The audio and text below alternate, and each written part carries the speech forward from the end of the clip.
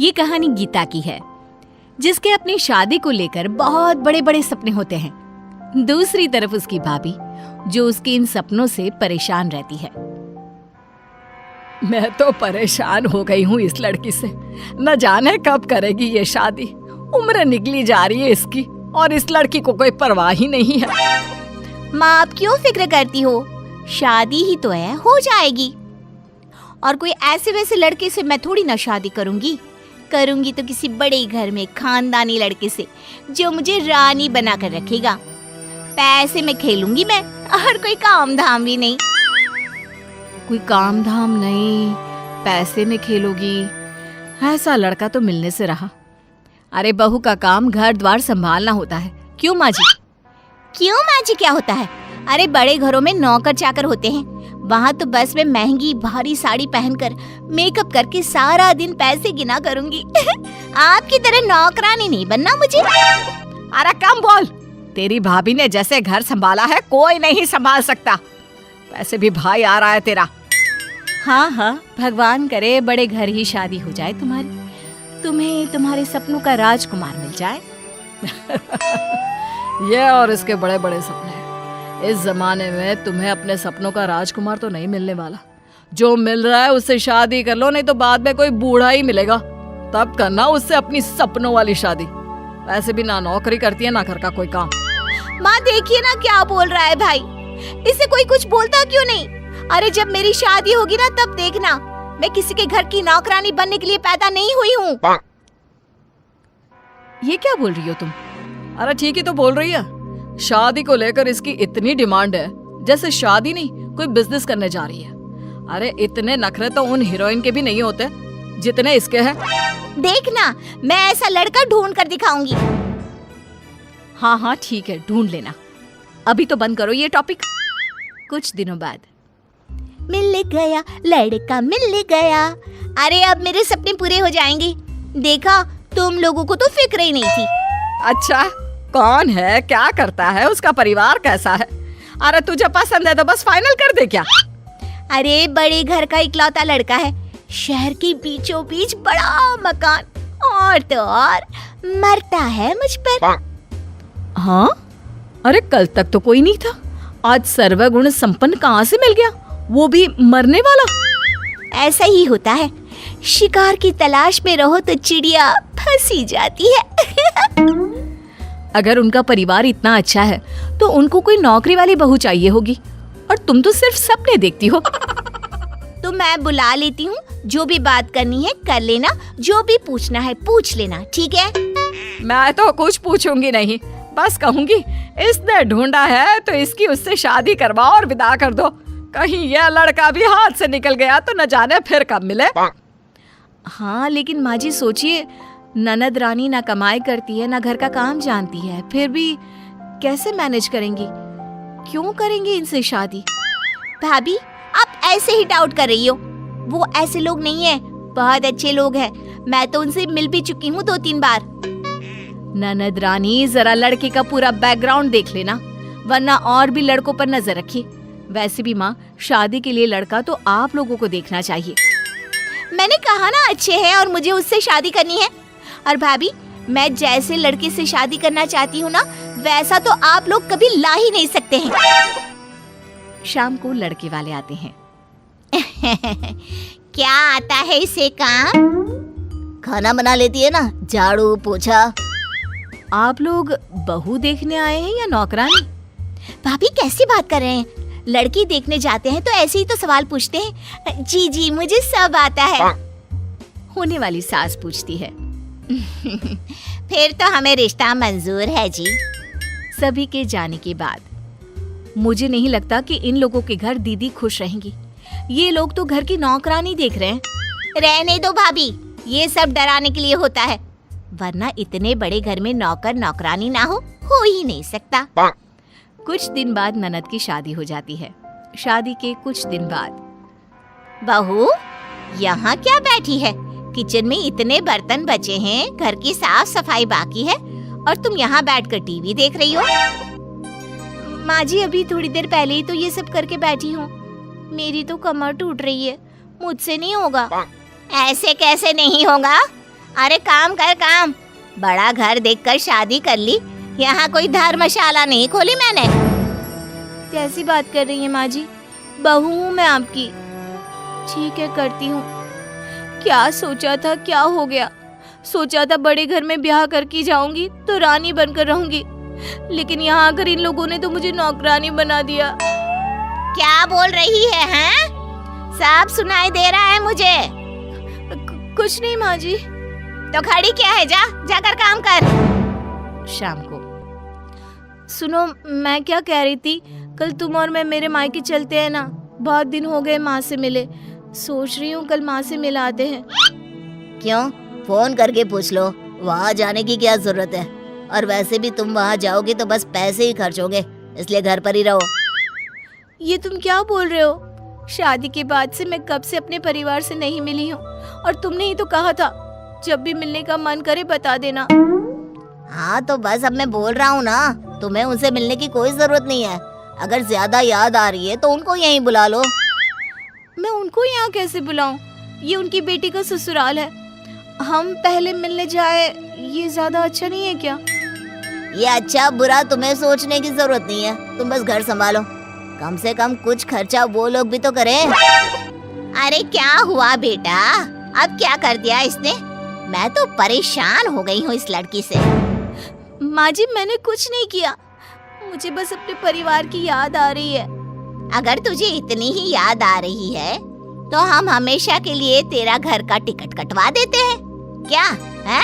ससुराल आए कुछ दिन हुए नहीं, घर की याद आ रही है, तभी सोचूं इतने लंबे समय से इसकी शादी क्यों नहीं हुई, इसके नखरे ही कुछ ऐसे हैं। वही तो माँ। ननद को अपने पति और सास की ये सारी बातें सुनकर बहुत बुरा लगता है और उसे अपनी भाभी की बात याद आती है। भाभी का शक बिल्कुल सही था, इन लोगों को अपने बेटे के लिए बीवी नहीं, इस घर के लिए बहू नहीं बल्कि एक नौकरानी चाहिए। अगर मैं उस दिन अपनी भाभी की बात मान लेती तो आज मुझे ये दिन देखना नहीं पड़ता। अपने सपनों के चक्कर में मैंने अपनी जिंदगी बर्बाद कर दी। ननद को अपनी करनी पर बहुत पछतावा होता है, पर अब करे भी तो क्या जब चिड़िया चुग गई खेत। वैसे तो ननद और भाभी का रिश्ता दो सहेलियों के रिश्ते की तरह होता है, लेकिन आंचल और मिताली के रिश्ते में ऐसा कुछ भी नहीं था। आंचल की अपनी ननद मिताली से एक मिनट भी नहीं बनती। जब से आंचल शादी होकर घर में आई थी तब से उसकी मिताली से किसी न किसी बात पर अनबन बनी रहती थी। इसकी वजह से आंचल के पति यानी कि मिताली के भाई धीरज को कभी कभी काफ़ी परेशानी का सामना करना पड़ता था। ननद और भाभी के इस रिश्ते की वजह से आंचल की सास भी टेंशन में आ जाती। मम्मी जी जानती हैं, कल रात को मैंने मिताली को एक लड़के से बात करते हुए सुना है। जरा नजर रखिए अपनी बेटी पर, कल को ऐसा ना हो कि कुछ गलत कर बैठे। एक मिनट बहू, मैं अभी मिताली को बुलाती हूँ, उसकी हिम्मत कैसे हुई यह सब करने की। मिताली इधर आओ जरा। क्या हुआ मम्मी, क्यों सुबह सुबह चिल्ला रही हो? ये मैं क्या सुन रही हूँ? कल रात को तुम किसी लड़के से फोन पर बात कर रही थी। मम्मी अब ये आपसे किसने कह दिया? आंचल ने बताया मुझे, उसने ही देखा था तुम्हें किसी से बात करते हुए। भाभी आप क्यों मम्मी से मेरी शिकायत करती रहती हैं? और मम्मी मैं किसी बॉयफ्रेंड से नहीं बल्कि अपने क्लास की एक लड़की से बात कर रही थी, वो भी इसलिए क्योंकि मुझे उससे नोट्स चाहिए थे। अच्छा ठीक है, जाओ यहाँ से। आंचल अपने कमरे में जाती है। धीरज जरा अपनी बहन पर नजर रखिए, मम्मी जी को बताया था मैंने किसी लड़के से छुप छुप कर बात करती है, लेकिन मम्मी जी ने तो उससे कुछ कहा ही नहीं। अरे लेकिन तुम्हें ये सब कैसे पता? अरे फिर वही बात, मैंने खुद अपनी आंखों से देखा है, कानों से सुना है, इसलिए मुझे पता है।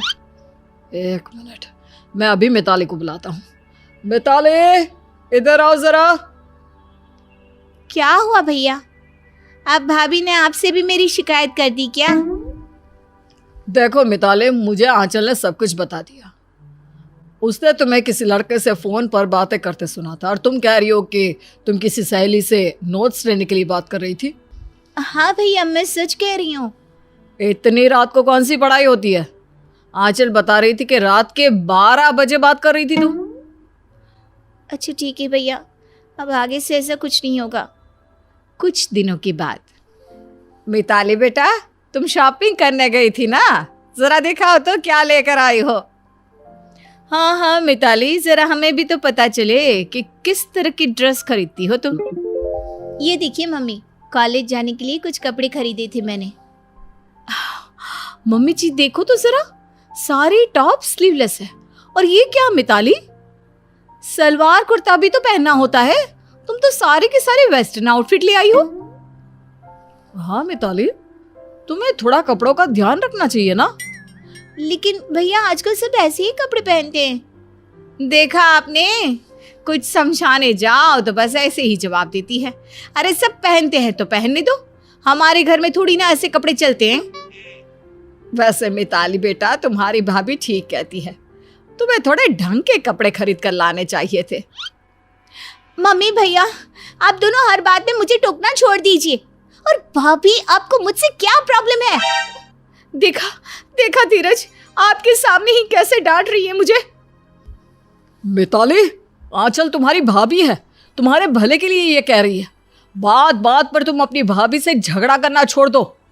कुछ दिनों से देख रहा हूं मैं, तुम्हारी बदतमीजी बढ़ती जा रही है। अगले दिन, मम्मी मैं अपने कमरे में जा रही हूँ, 2 दिन बाद मेरे एग्जाम शुरू होने वाले हैं, मुझे पढ़ाई करनी है। अच्छा अच्छा ठीक है बेटा, जाकर पढ़ाई करो। मम्मी, वो मामा जी ने कहा था कि आज शाम को वो घर आने वाले हैं, आप आंचल से कह देना कि खाने में कुछ अच्छा बना ले। ठीक है बेटा, तुम ऑफिस जाओ, मैं आंचल को बता दूंगी। आंचल बेटा, तुम्हारे मामा जी आज शाम को घर आने वाले हैं, तो खाने में कुछ अच्छा सा बना लो। वैसे भी वो डिनर करके वापस चले जाएंगे। मम्मी जी, मिताली कहाँ है? अगर वो मेरी थोड़ी हेल्प कर देती तो काम इजी हो जाता। वो क्या है ना बेटा, मिताली के 2 दिन बाद एग्ज़ाम शुरू होने वाले हैं, वो अपने कमरे में पढ़ाई कर रही है। आज का खाना तुम बना लो। मम्मी जी, मैं भी चाहती हूँ कि मिताली पढ़ाई करे, लेकिन क्या है ना, आज मेरे पेट में बहुत दर्द हो रहा है, मुझसे काम नहीं हो पाएगा। अच्छा ठीक है बेटा, मैं मिताली से कहती हूँ कि वो अपनी पढ़ाई जल्दी से ख़त्म कर ले और शाम को थोड़ा फ्री हो जाए। मिताली के कमरे में, मिताली बेटा, ज़रा अपनी भाभी के कुकिंग में हेल्प कर दो ना। लेकिन मम्मी मेरे एग्जाम है ना, मुझे पढ़ाई करने दो। देखो बेटा, आज मिताली के पेट में बहुत दर्द हो रहा है, तुम जल्दी से अपनी पढ़ाई से फ्री हो जाओ और फिर किचन में जाकर उसकी हेल्प कर दो। शाम के वक्त, मिताली, ये खीर, पनीर की सब्जी और पुलाव तुम बना दो। तो फिर आप क्या करेंगी भाभी? अरे मैं कुछ भी करूं, उससे तुम्हें क्या मतलब?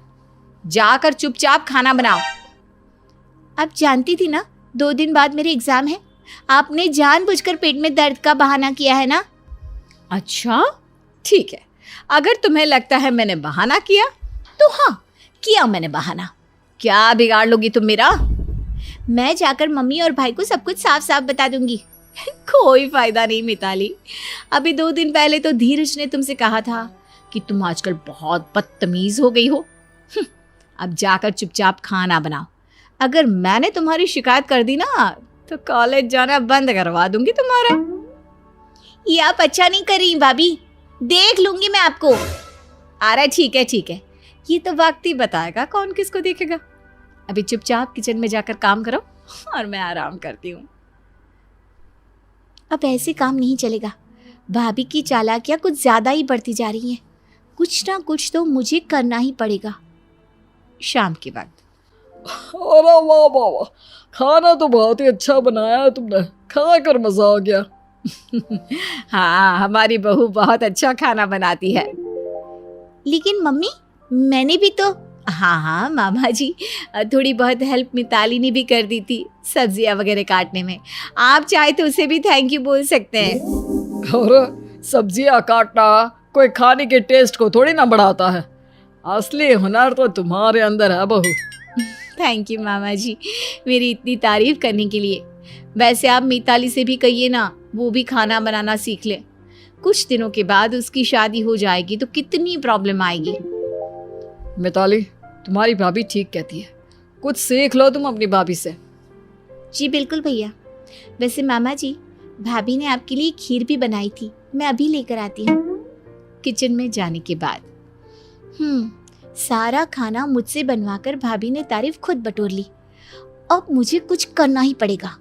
एक काम करती हूँ, इस खीर में खूब सारा नमक डाल देती हूँ। वैसे भी वो सबसे यही तो कह रही है ना कि खाना उन्होंने बनाया है, तो बस ठीक है, अब मुझे ये करना ही पड़ेगा। थोड़ी देर बाद, मामा जी ये लीजिए खीर, भाभी ने बहुत प्यार से बनाई है आपके लिए। और हमारी आंचल बहू का तो कहना ही क्या। धीरज, बहुत अच्छी बीवी मिली है तुम्हें। मैं तो अपने बेटे के लिए भी ऐसी लड़की ढूंढ रहा हूँ। मामा जी खीर खाइए, आंचल बहुत अच्छी खीर बनाती है। हाँ मामा जी, और आज तो मैंने स्पेशली आपके लिए खड़े रहकर धीमी आंच पर बड़े प्यार से खीर बनाई है। अरे ये क्या, कैसी खीर बनाई है तुमने? इसमें तो बहुत सारा नमक डाला हुआ है। क्या मतलब, ये आप क्या कह रहे हैं? अरे हाँ, याद आया, वो खीर तो मिताली ने बनाई थी। नहीं भाभी, मैंने तो सिर्फ सब्जियां काटी थी, सारा खाना तो आपने बनाया है।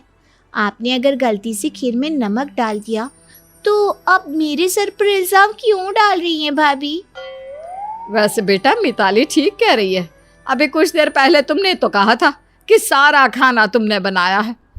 अब अगर कुछ गलत हो गया है तो इस तरह मिताली पर झूठा इल्जाम मत लगाओ। आंचल बहू, मैं तो तुम्हारी इतनी तारीफ कर रहा था, लेकिन तुम्हें इतना भी नहीं पता कि खीर में नमक नहीं शक्कर डालते हैं। सब लोगों के जाने के बाद, मिताली ये तुमने जानबूझकर किया ना? खीर में नमक डाला था ना? हाँ भाभी, बिल्कुल। अगर आप मेरे साथ इतना कुछ कर सकती हैं तो थोड़ा कुछ तो मैं भी कर सकती हूँ ना। कुछ दिनों के बाद, आंचल, मेरे ऑफिस में एक पार्टी है और तुम्हें भी मेरे साथ चलना है। वेस्टर्न आउटफिट पहनकर चलना, क्योंकि पार्टी की थीम वही है। लेकिन धीरज, मेरे पास तो एक भी वेस्टर्न ड्रेस नहीं है। तो क्या हुआ, बाजार से जाकर खरीद कर ले आओ। आंचल बाजार से एक वेस्टर्न ड्रेस खरीद कर लाती है और पार्टी से ठीक पहले उस ड्रेस को अपने बेड पर रखकर बाथरूम में चली जाती है। जब वो लौट कर आती है तो, हे भगवान, ये क्या हो गया? मेरी ड्रेस तो साइड से पूरी फटी हुई है। लेकिन आंचल, ये अचानक कैसे हो सकता है? तुमने खरीदते वक्त ठीक से चेक नहीं किया था क्या? हाँ, शायद मुझसे गलती हो गई। मुझे ड्रेस इतना सुंदर लगा कि जल्दबाजी में मैं इसे खरीद कर ले आई। तुम्हें थोड़ा तो ध्यान रखना चाहिए था आंचल। अब तुम पार्टी में कैसे चलोगी? वही तो मैं सोच रही हूँ, अब क्या होगा? एक काम करो, तुम मिताली से उसका कोई ड्रेस मांग लो। मांग लेती, लेकिन मिताली की ड्रेस मुझे फिट नहीं आती। ठीक है, अब इसका तो कोई इलाज नहीं है। मैं अकेले ही पार्टी में चला जाता हूँ, क्योंकि वहाँ पर ड्रेस कोड के बिना जाना बहुत अजीब लगेगा। लेकिन मुझे भी आपके साथ चलना है धीरज। कोई बात नहीं भाभी, आप भैया के साथ अगली बार चले जाना। चलिए, अभी मैं आपको बढ़िया लौकी की सब्जी बनाकर खिलाती हूँ। आइए मेरे साथ किचन में। किचन के अंदर धीरज अकेले ही पार्टी में चले गए। मैं भी जाती तो कितना मजा आता। पनीर छोड़कर मुझे यहाँ लौकी की सब्जी खानी पड़ रही है। ऐसा होता है भाभी, कभी कभी। वैसे आप ना अपनी चीजों का ख्याल रखा करो। हैं? कहीं तुमने तो मेरी ड्रेस खराब नहीं की ना? अगर आपको ऐसा लगता है भाभी कि मैंने आपकी ड्रेस खराब की, तो ठीक है, मैंने आपकी ड्रेस खराब की। क्या कर लोगी आप? मैं जाकर मम्मी से तुम्हारी शिकायत कर दूंगी। क्या फायदा भाभी, आपकी पार्टी तो हाथ से गई ना। अब आप शिकायत भी कर देंगी तो ज्यादा से ज्यादा क्या होगा? मुझे डांट पड़ जाएगी बस। लेकिन मेरा बदला तो पूरा हो गया ना। बहुत खुश हूं मैं।